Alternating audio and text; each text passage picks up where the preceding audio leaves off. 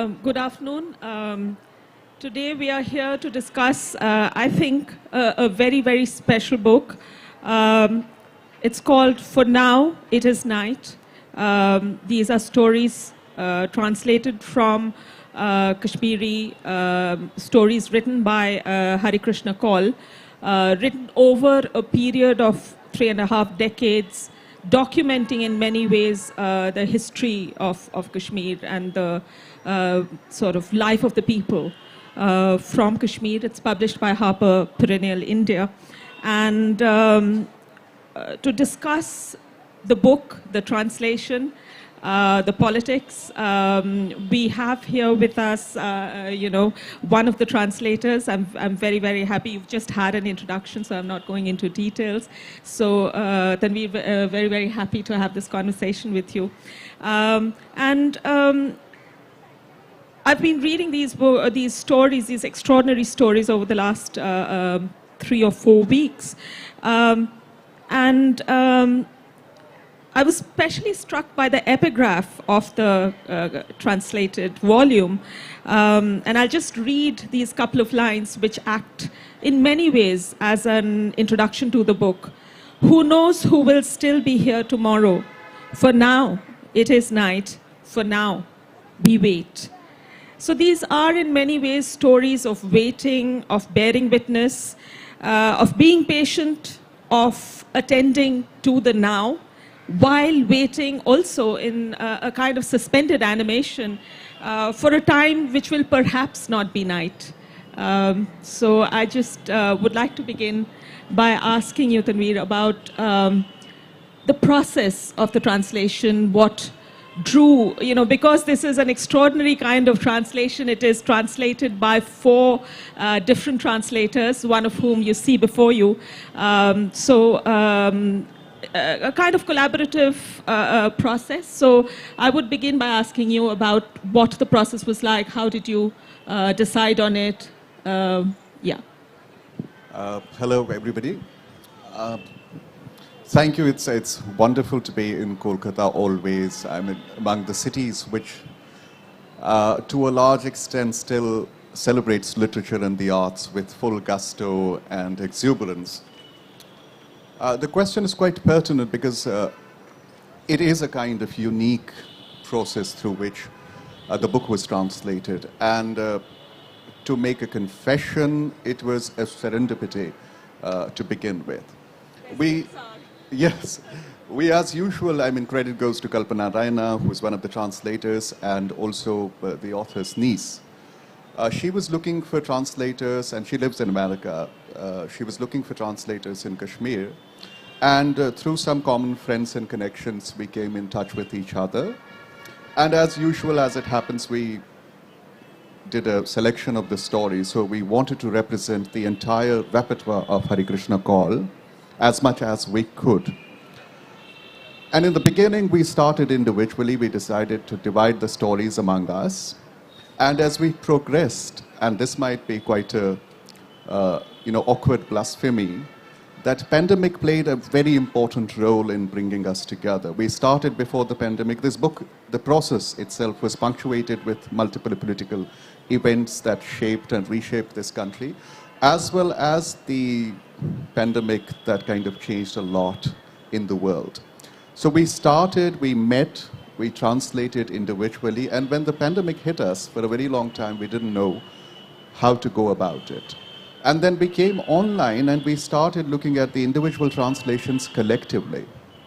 4 of us came from 4 different backgrounds of sociology, literature. I come from history. Kalpana comes from literature as well as the banking sector.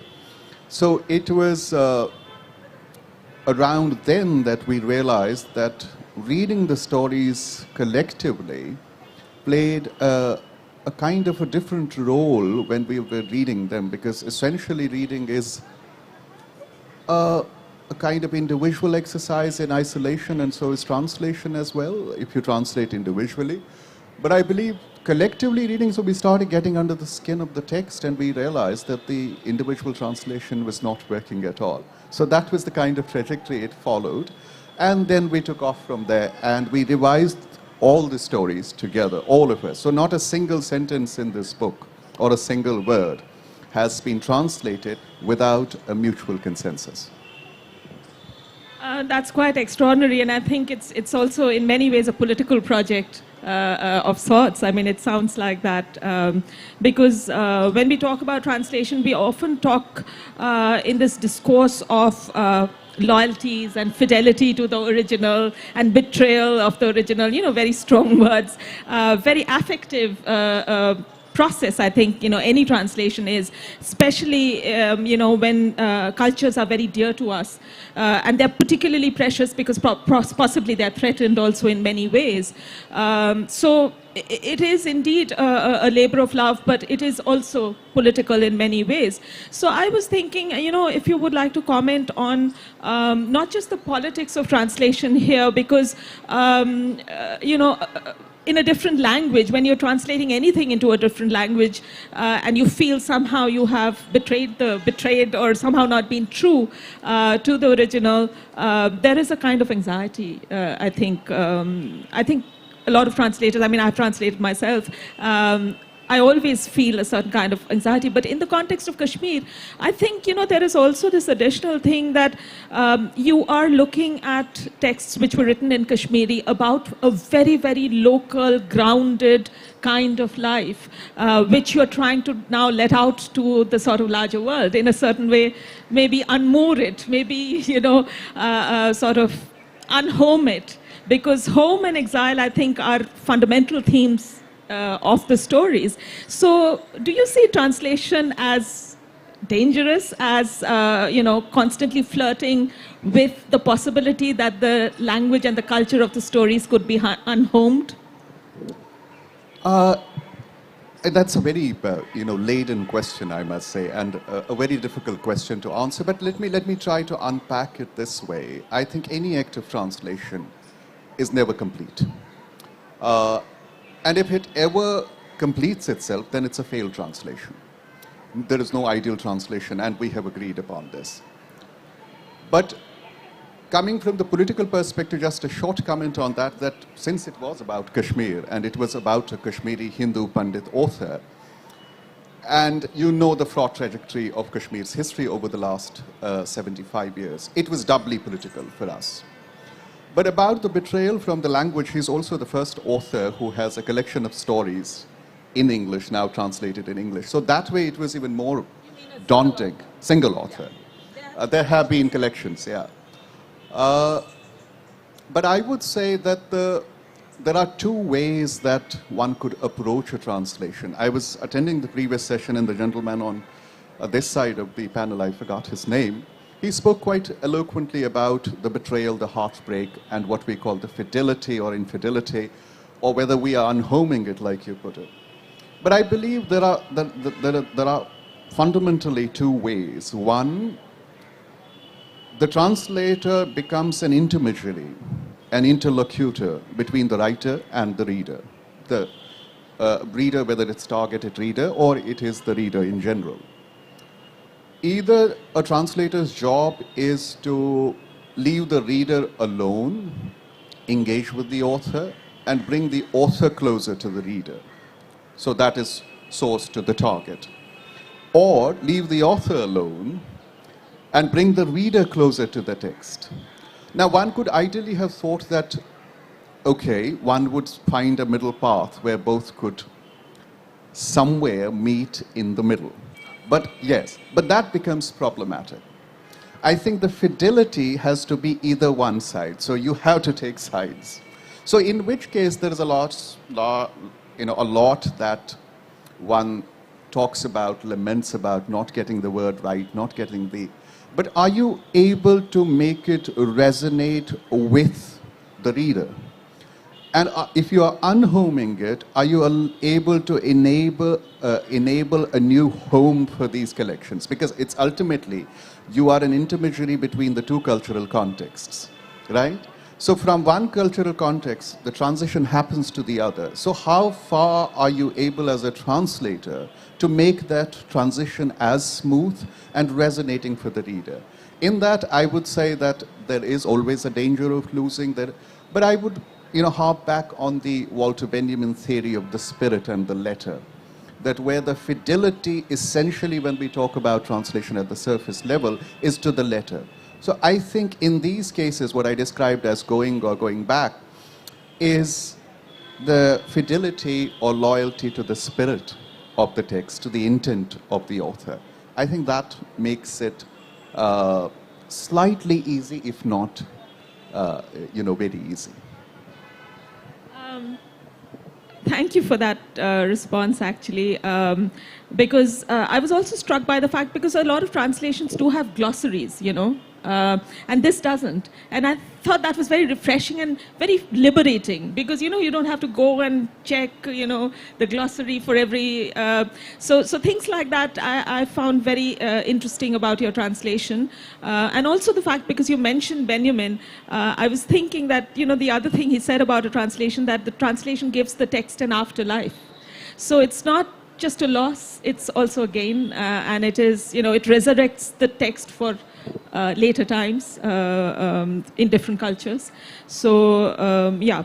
So, related to that, because you said something very interesting, that it is about taking sides.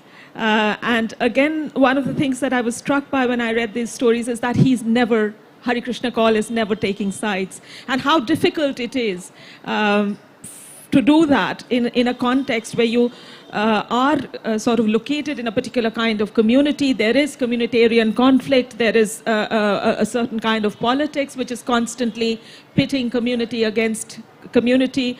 But through all of this, he is trying to sort of reach a kind of, non-binaristic, clear-sighted, quiet understanding of everyday realities. So, in that context, do you think the short story sort of enabled also that kind of a spirit, or that kind of a, slightly detached but still, very much grounded sense of reality? Do you think the short story, because, in previous discussions we were having, the short story is definitely a modernist genre. It is a genre which is in many ways perhaps new to Kashmiri literature. So if you would like to say something about, the genre itself and what kind of a perspective it enables. I think it enables, that's a very important question again. I mean, short story perhaps has the credit of transitioning Kashmiri literature from poetry, and here esoteric Sufi poetry, to prose, essentially speaking about it. But coming back to Harikrishna Kaul's thematics, he is essentially a modernist writer. So he is talking about the themes that are current, that are here and now, that were there and then.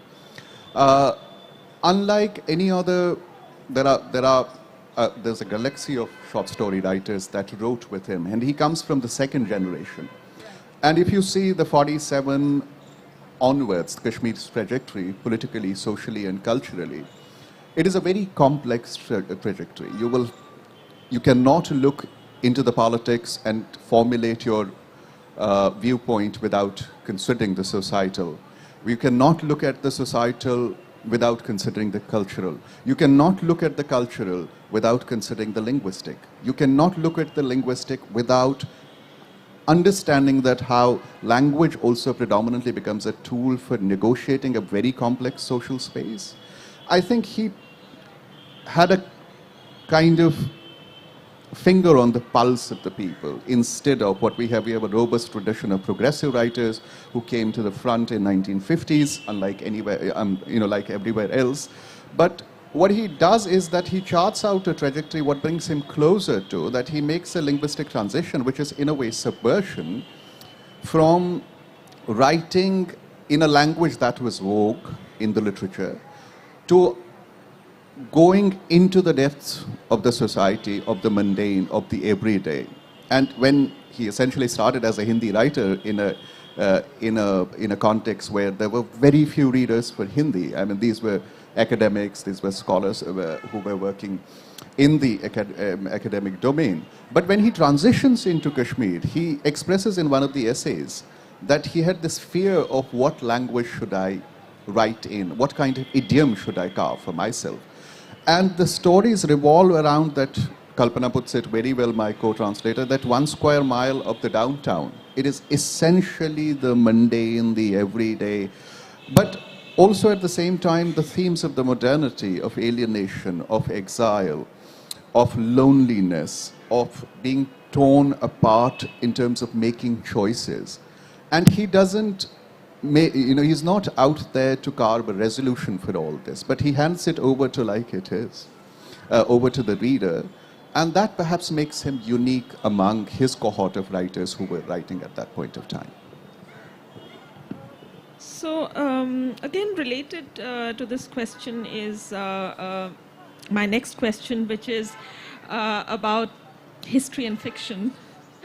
Now that we are increasingly sort of living in a world where history is being fictionalized, does fiction hold out a hope for history? I would say, I come from the background of art history, but it would be very biased if I say that it doesn't. Because looking at Harikrishna Kaul's, or for that matter, his contemporaries' work in terms of what they wrote as literature, we don't have a social, political, or cultural history of Kashmir, a consolidated history of Kashmir post-47. You might have a couple of books coming now into the fray, but I believe that there is nothing ahistorical about fiction. And particularly with this kind of fiction, with the kind of fiction that Harikrishna Kaul wrote, he punctuates it. But at the same time, he's not judgmental about it. He's not dishing out a judgment for the people to say that this was wrong. He dwells somewhere between that sacred and the profane, between the right and the wrong. He is not interested in confronting the evil. Or he says in one of the most eloquent introductions to his first short story collections, towards the end he says that the short stories have given meaning to my rather meaningless life. So that is all I have, when he speaks about the form. So I would say that there are stories on which you can actually locate the entire trajectory of the Kashmir's political, cultural, social landscape over the 75 years and beyond. I think I'll just ask one final question and we'll move to the reading. It is about, because we often talk about, and he was in fact forced to move from Kashmir in 1990, and these are stories that he wrote from the 70s to the first decade of the 2000s. And after, some stories are written when he was in exile and some stories are written earlier. So I was just thinking in terms of, because so much of it is really about memory and desire, and about forgetting also. Those who have forgotten and struggle to remember. And in fact, we were talking about fact and fiction, history and stories, but I think, the difference between fact and fiction is often also the difference between memory and forgetting. And we often talk about, fiction written in very politically turbulent times as sort of trauma fiction. There's a whole genre of fiction that we talk about. So in that context, because, reading Kaul, I was not thinking about trauma at all. There was just such a lightness of touch, yet, so much weight to his feelings. So would you sort of like to comment on, how he deals with the political trauma and how the stories, would you see the stories as in some ways silencing certain, like in trauma we silence pain. There's a denial. Yeah. Is there anything like that? Because I really did not read trauma in those stories. So yeah, that's my sort of final question, and then we'll move to your favorite story passage. So yeah, we'll hear that. I would say that again, he deals with the trauma in a very subtle way. He understands its complexities, and he doesn't become bitter about it. He doesn't resort, and which was, I think, the mission of his fiction also as a writer, that not to resort to the political sloganeering at any point in life. And he understands the complexities of the history and, of course, the forced exile that he was subjected to, and the whole community that he belonged to, Kashmiri Pandit community, essentially. He talks about it And there is a kind of, again, a linguistic and an artistic transition that when you are in Kashmir, you are writing about the immediate. And when you are outside of Kashmir, you are writing about something that you remember. So there is, like, you know, in the terms of the late lamented Milan Kundera, that Kaul's fiction becomes a sort of a measure or a tool to resist that erasure, because he sees that the erasure is not only being done at a macro level, but it's happening at a micro level. That how much could you retain? Yeah, people's also, but he also yearns for that space.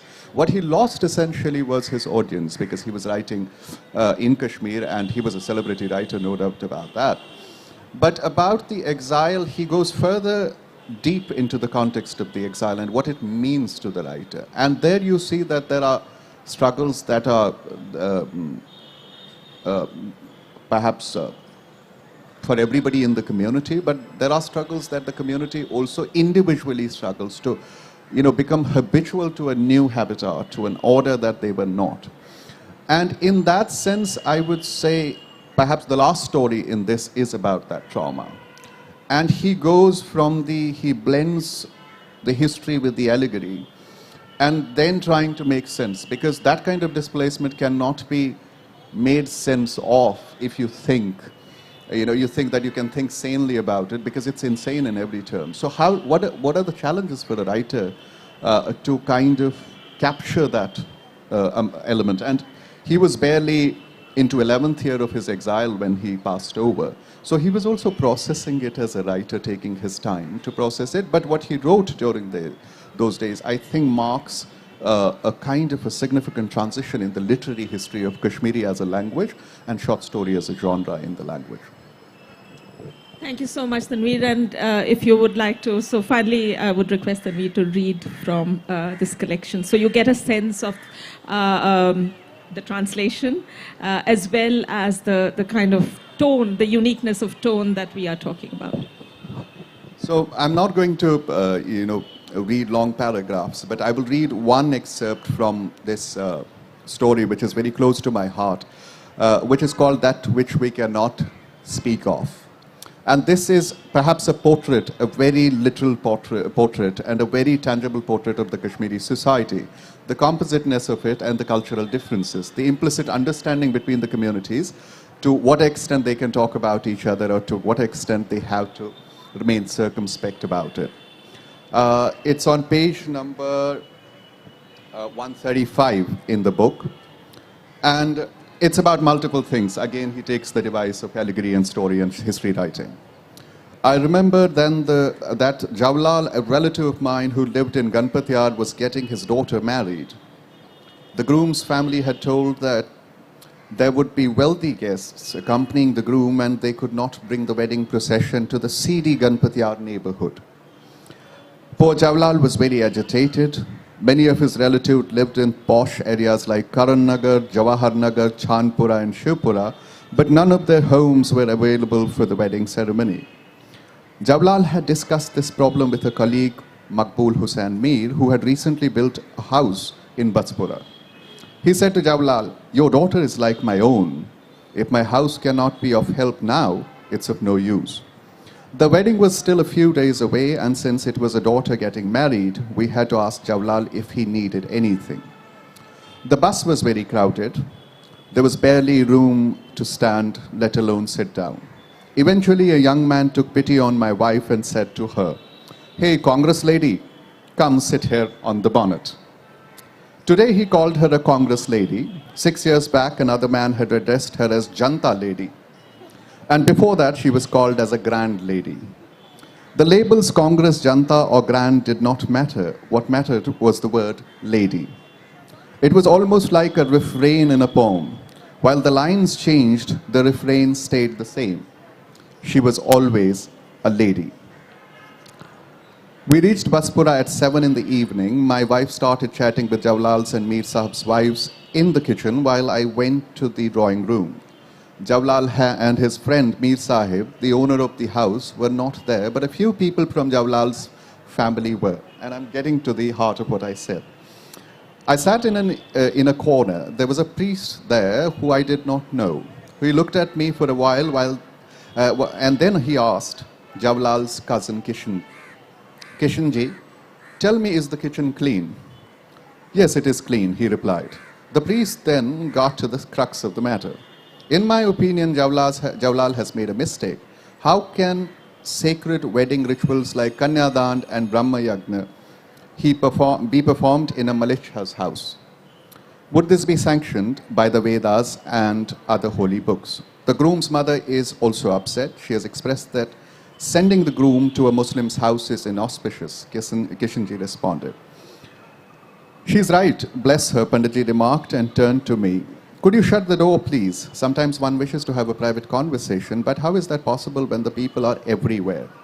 I closed the door and he continued speaking. Give them a half chance and they will slaughter us all in an instant. I don't know what's stopping them.